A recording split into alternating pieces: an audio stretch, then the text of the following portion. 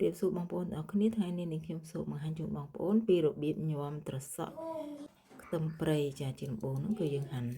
ត្រសក់យើងជាចំណិតស្ដើងនេះខ្ញុំដាក់ស្ករស1ស្លាបព្រាទឹកត្រីហ្នឹងចំនួន2ស្លាបព្រាចាយើងច្បល់វាឲ្យសព្វចឹងហើយយើងផ្អាប់វាទុកមកសន្ទុះចឹងមកចាយើងធ្វើបែបនេះដើម្បីឲ្យត្រសក់របស់យើងនៅតែស្រួយឆ្ងាញ់ផងដែរច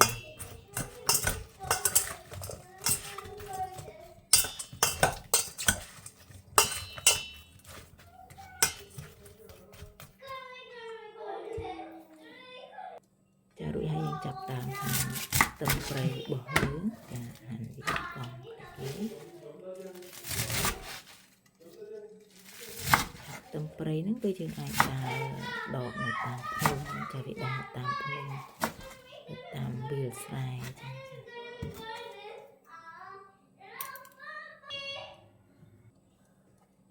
ចារួចហើយនេះខ្ញុំ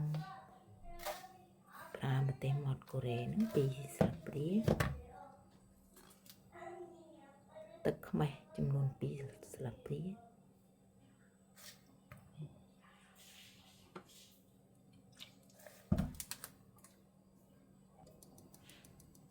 ខ្ទឹមចិញ្ច្រាំកន្លះស្លាបព្រា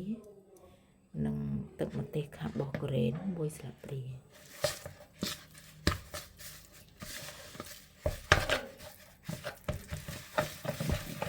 តែយើងច្បល់ចូលគ្នាឲ្យសព្វចឹងណា